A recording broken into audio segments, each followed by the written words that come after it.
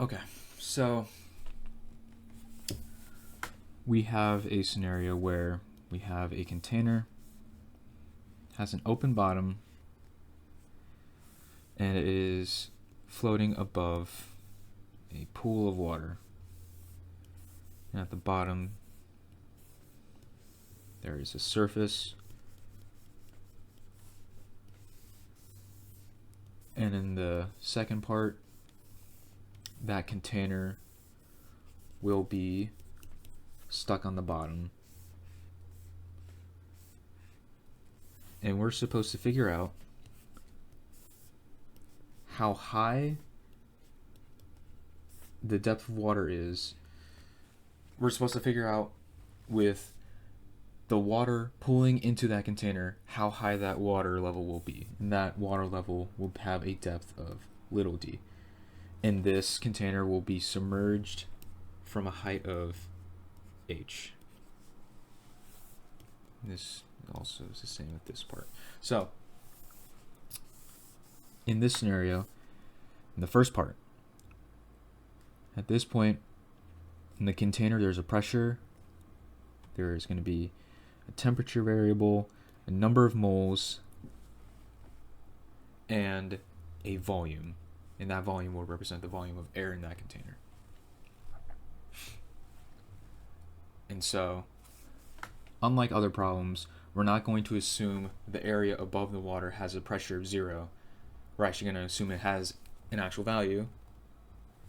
So we're going to say that the pressure at this point before it gets into the water is just P1.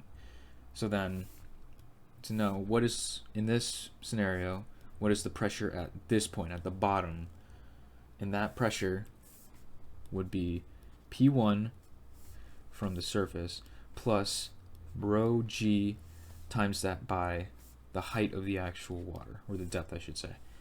So at this point, the pressure will be expressed by this expression. So then in the second scenario, this pressure will be different. And we're gonna say that at this point, this box is experiencing a different pressure, a different temperature, still has the same number of moles, but it will also have a different volume of air within the container, right? And so the pressure will obviously vary compared to this first scenario right here. And so this pressure could be represented as P2 plus rho g times this by the depth of the water pooling in. So these are our two expressions. So how do we incorporate this into the problem?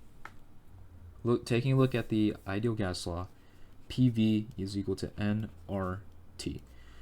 Like I said before, the number of moles, which is the n value right here, number of moles is the same in both scenarios. So we can pull the number of moles out of the equation and get PV is equal to RT, right? And so, since the number of moles is the same in both scenarios, we're going to set the two scenarios equal to each other because they both have the same amount of moles. So these two parts have to be equal in order for this statement to be true for this entire expression. So we're going to write P1 times V1 all over R1 T1 is equal to P2 times V2 is equal to, or O is over R2 and T2. Since the R value is a constant, we can just cancel those out. We can be left with these two values, right? And we can actually expand this a little more. So number of moles. So P1 and T1 stay the same, right? But we have this value right here, V1. We can expand that out. Have an area. So in this scenario, we'll have like a surface area times this by little h. And that little h is just the internal height of the container right here, right? this will describe the volume of the container.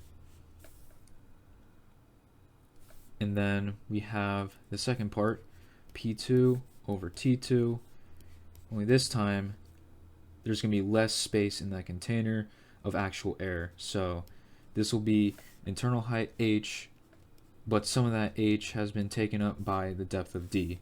So it will be h minus d. And from this you can see that we can also cancel out the area. So the area doesn't matter in this situation. So according to the ideal gas law, these two pressure values need to stay the same. So we're going to set those equal to each other, right? It's equal to pressure 2 plus rho g d. Okay. And so we can pull from this equation the value of P2 to plug into this P2 right here. So let me do that real quick. So P2, that is equal to T2 times this by P1 H over T1, all of that over H minus D. Right. Right, let me make sure I got that. P2, yes. Okay, we're good. So now we can plug in this P2 into the P2 in this equation right here. So P1 plus rho GH equal to T2 P1H over T1H minus D plus rho GD. Now this is getting a little too cramped. So like we did in class, we're gonna condense these values into just single variables. So this that entire expression right here will be equal to alpha, and we're going to say that this expression right here, this will be equal to beta. So let's rewrite this real quick.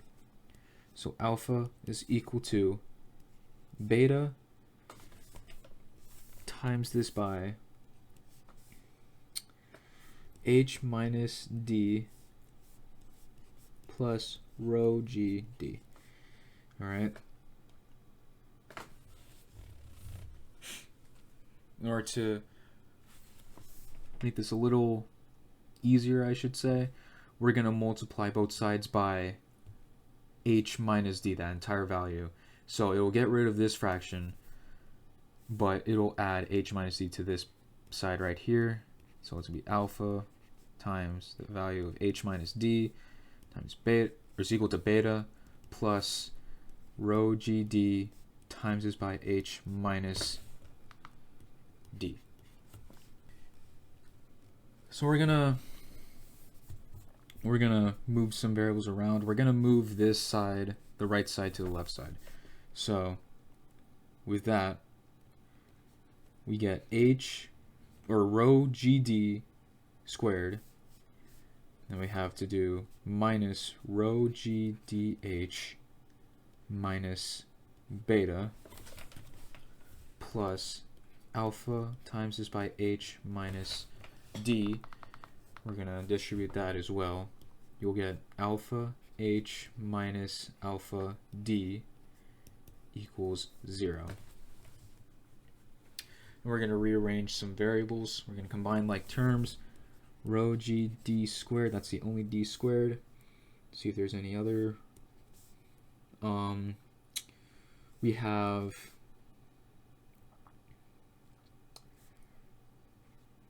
alpha plus rho gh